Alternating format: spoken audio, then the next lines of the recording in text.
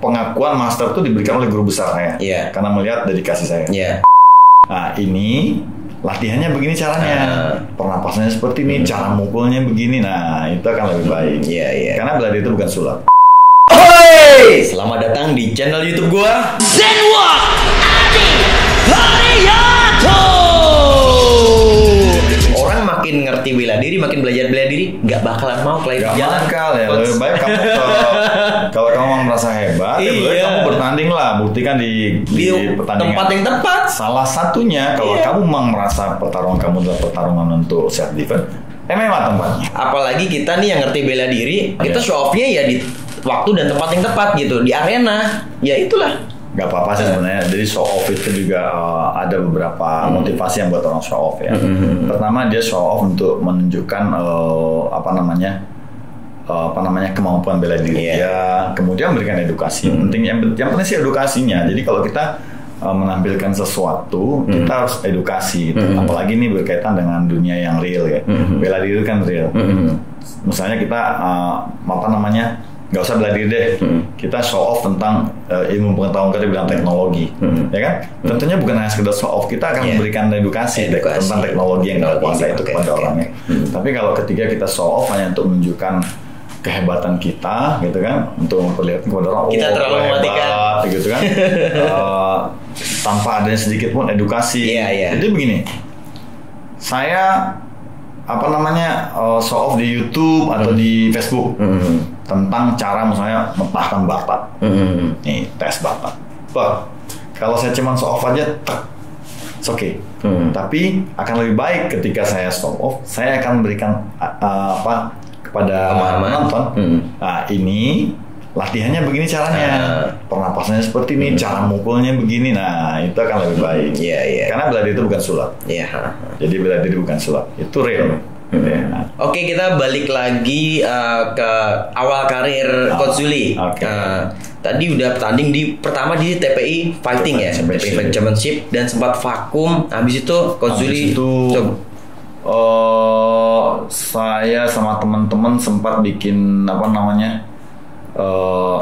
MMA Showdown waktu itu. MMA Showdown itu adalah pertandingan MMA kita. Aku baru denger. Siapa nih yang mau tanding? Misalnya, siapa mau tanding lawan ini gitu kan? Nih, jadi kita undang nih. Ketemu ini. Oke. Kalau kita dapat beberapa partai, kita adakan di camp. Biasanya pindah-pindah camp atau kita pernah di camp mana gitu. Nanti waktu itu saya sebagai wasitnya gitu kan. Sebenarnya aku pernah lihat di YouTube, jadi yang itu kayak di camp gitu, diberhubungin orang terus gue kai gitu. Kita ngumpul di camp, kemudian mulai diadu. Itu emang showdown. Itu nggak ada bayaran loh, nggak ada bayaran. Mereka datang memang betul bertarung gitu kan, haus pertarungan.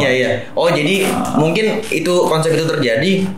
Belajar bela diri, kalau kita belajar setiap hari, kita belum tahu kita benar-benar menguasai bela diri yang kita latih nggak sih? Benar. Cara biar kita tahu bela diri itu udah kita kuasai apa belum ya dengan dipraktekin gitu, coba gitu. Nah, dengan inisiatif sendiri, berbagai gabungan camp-camp itu, bikin MMA Showdown itu di camp-camp gitu ya. Makanya haus pengen ngaplikasiin ini, gue udah kuasain bela diri gue belum sih gitu. Atau mungkin berpikir bela diri gue tuh efektif apa enggak sih? Nah, dengan MMA Showdown itu jadi tahu. Jadi yang jelas itu nggak ada bayaran, bonyok karena kita pakainya rulesnya memang. Nah, dari Showdown itu sebenarnya banyak dari mereka tuh yang itu sekarang jadi fighter andalan loh. Jadi legend ya.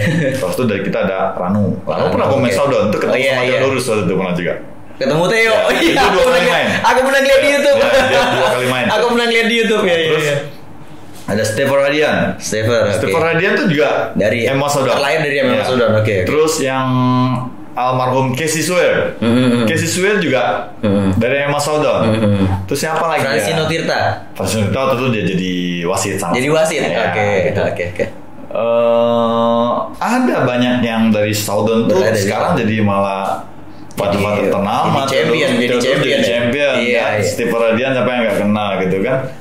Jadi kita tetap konsisten membangun MMA bersama teman-teman yang juga punya sense di MMA gitu. Setelah MMA Showdown itu mulai ada lagi RCTI pernah ngadain nggak sih dulu? Dulu barengan dengan TPI duluan. Bareng waktu itu. Kan bareng duluan TPI, kemudian mereka bikin lagi duel waktu itu. Dan bubarnya duluan mereka daripada TPI. Gitu. Tapi waktu itu aku pernah sempet ada isu tuh MMA, kalau beliau ini kan pelaku, jadi mungkin kalau untuk mengetahui sejarahnya MMA ya ke beliau ini gitu. Awal-awal MMA di Indonesia seperti apa dan kenapa MMA sempat vakum. Sempat vakum itu saya nggak tahu sejarah pastinya ya, tapi sentingan memang tuh ada sedikit masalah stasiun TV dengan pihak sponsor gitu, sehingga akhirnya terhenti di situ. Itu yang saya dengar, tapi kisah pastinya saya nggak tahu karena kita kan bukan pelaksana event ya. Yang pasti yang lebih tahu orang-orang yang pelaksana event. Oke, jadi tiba-tiba waktu itu MMA ya menghilang aja ya. Sementara di negara-negara tetangga Asia kita kayak Malaysia, Singapura tuh memang mereka belum kenal. Jadi Asia terdekat di sini Indonesia lah paling duluan mengenal MMA loh. Gitu. Iya. Dan kesini gairah bela diri MMA mulai bangkit lagi semenjak adanya One Pride. Ya, One. Ya. Karena begini, di MMA itu apa ya? Kita tuh bisa mengeksplor semua kemampuan kita dalam bertarung. Itu kelebihannya gitu. Kalau di konvensional kita terbatas dengan aturan-aturan tadi, tapi kalau di MMA itu semua teknik-teknik yang kamu punya itu kamu bisa eksplor dengan sepenuh hati gitu. Gitu. Itu enaknya di MMA begitu sih. Ya memang kelihatannya sih brutal ya, tapi saya kira nggak ada pertarungan yang nggak brutal ya. Ya namanya bertarung. Bahkan di Taekwondo pun kalau kicknya masuk ya tumbang-tumbang juga. Zaman dulu ya. Zaman dulu ya. Apalagi zaman dulu tuh keras-keras mau bela diri, benar-benar real menurut saya belajarnya. Dan sekarang MMA tuh bukan hanya berkembang sebagai sebuah bela diri profesional yang entertain gitu. Akhirnya kan kita lihat ada sambo yang fightingnya. Kemudian muncul lagi dari Jepang bela diri Kudo yang disebut dengan MMA-nya Jepang. Japanese MMA tuh. Kudo itu keren ya. MMA. Bahkan boleh nyundul loh. Boleh dibilang ini. Perguruan-perguruan di Indonesia yang tadinya sangat fanatik dengan aliran dia. Idealis. Ya, idealis.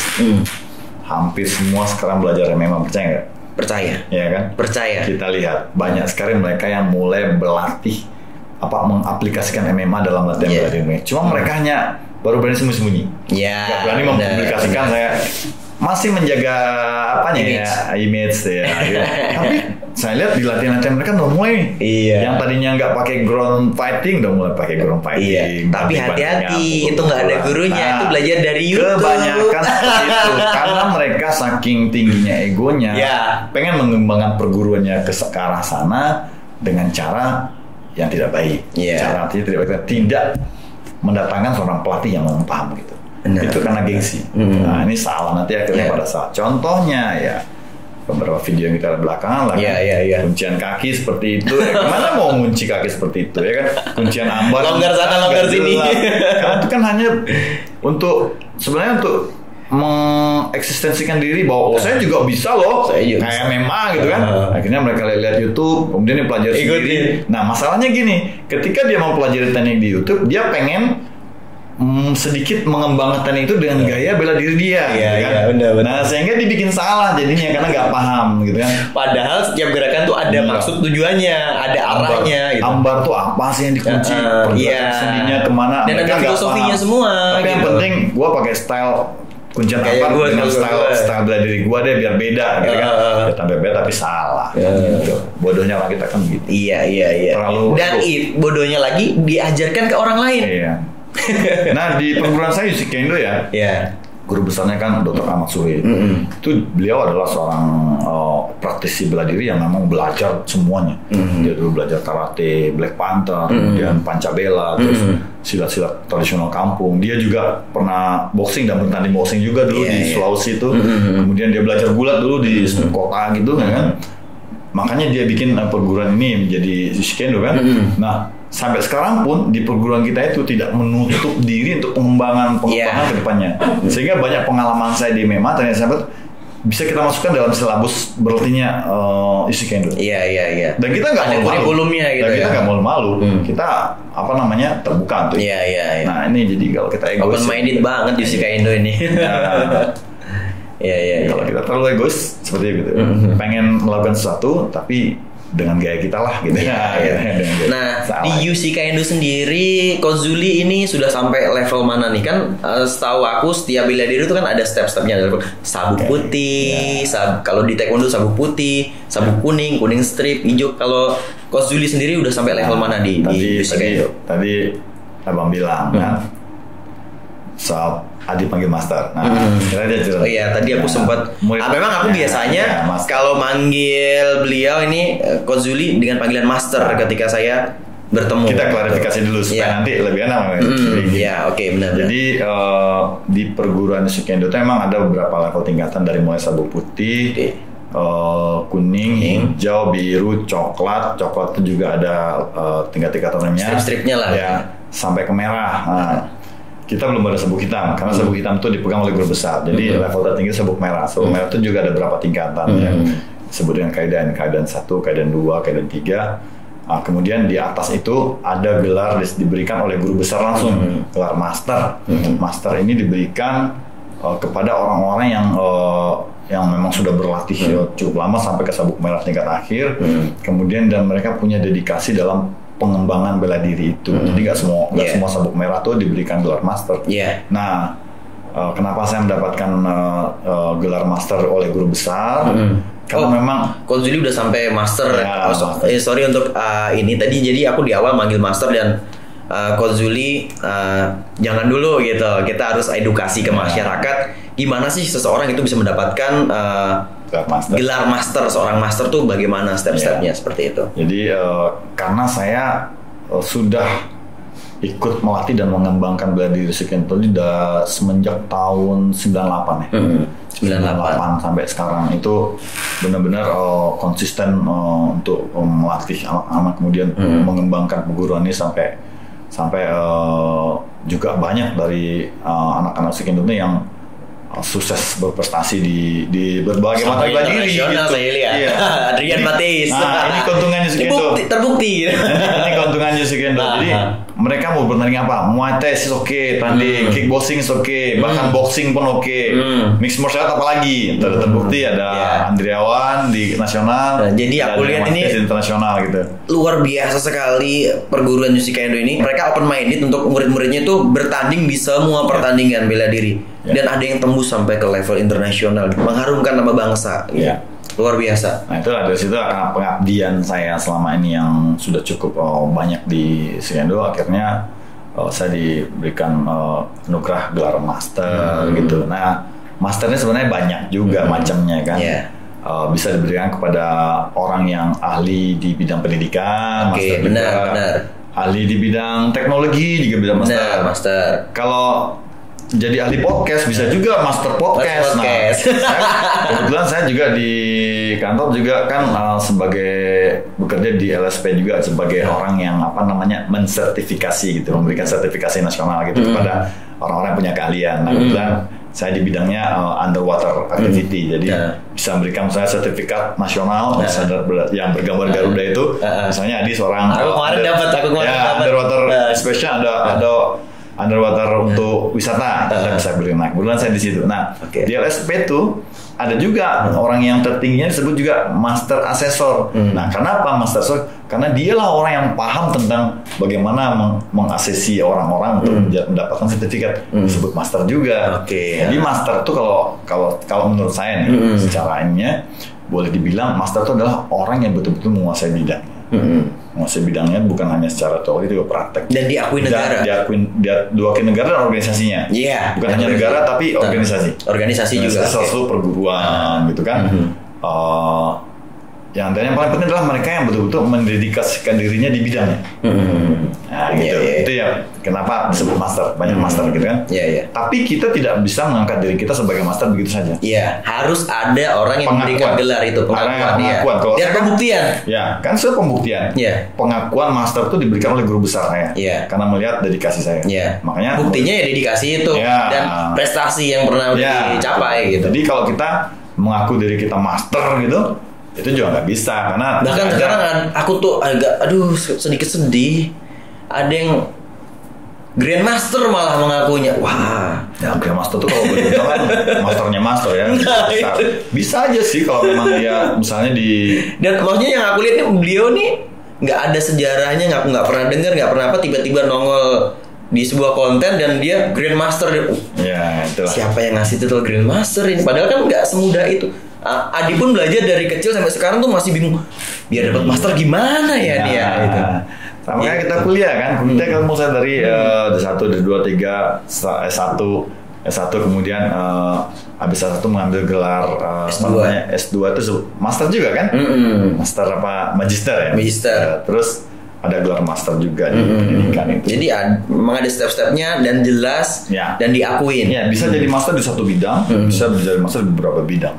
Kalau muridnya baru 5, 10 udah apakah sudah bisa jadi master? Kalau muridnya baru 5, 10 sampai 20 dan baru ada beberapa ini tuh saya pikir sebagai belum bisa sebutkan master juga. Belum. Karena kan salah satu itu harus di pembuktian juga. Sekarang dia punya murid, dia diakuin, maksudnya dia diakuin, dia punya murid dan dia diakuin. Dan itu sama muridnya diakui dari bidang yang real. Real tuh bidang yang betul-betul dilihat orang hasilnya gitu. Contoh gini, Adi adalah pelatih silat, buka perguruan pokoknya silat merpati. Silat merpati kan.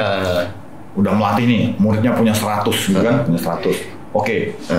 Tentunya karena silat, bertandingnya di silat kan. Tanding silat. Dari 100 ada 50 murid Adi yang menjadi juara. Juara daerah, juara nasional dan dikenal gitu. Wah, perguruan merpati nih, hati-hati nih kita nih, pokoknya bagus-bagus. Nah, dari situ aja orang udah mulai pengakuan bahwa perguruan merpati yang dipimpin tuh punya kualitas. Nah, dari prestasi-prestasi ini bisa saja nanti Adi sebut master karena sudah melahirkan orang-orang yang mampu mencetak prestasi di bidangnya. Gitu. Itu bisa itu pembuktiannya di situ. Ya, karena udah melahirkan berprestasi, orang-orang yang berprestasi. Iya, gitu. Tapi yang fenomena yang aku lihat sekarang ini baru buka perguruan dan belum tahu prestasinya apa, sudah menobatkan diri. Nggak tahu menobatkan diri atau dinobatkan dengan murid-muridnya yang segelintir itu jadi master. Itu apa ya? Sesuatu yang menurut saya cukup geli gitu. Ngelihatnya tuh geli gitu. Kita yang mendedikasikan seluruh hidupnya untuk bela diri tuh sedih gitu. Ya begitulah. Jadi kadang ada orang yang pengen muncul langsung dengan fenomena yang seperti itu gitu kan. Ya kita mau disalahkan juga gimana, tidak disalahkan juga salah juga gitu. Memang masing-masing orang punya hak mengapresiasikan dirinya ke khalayak umum, tetapi tentunya saat kita mengapresiasikan diri kita itu juga jangan berlebihan, sesuai dengan porsinya gitu. Dan itu harus jujur. Jujur ya kan, karena dasar bela diri itu kejujuran. Jujur. Adi lihat mungkin ini boleh sebut master lah sekarang, boleh klarifikasinya. Adi sering lihat master ngeposting video-video lagi sparring sama murid, main sama Adrian, kan? Kemudian takutkah kalau saya dikalahkan kena pukul, kena tendang oleh murid? Takut malu kah? Tidak. Kenapa harus malu? Ya kan? Saya sebagai seorang guru justru bangga misalnya ini melatih Adi nih. Berhasil ini pelatih Adi dia memang kan. Kalau kita sparring, Adi bisa mengalahkan saya. Itu sebuah kebanggaan buat saya.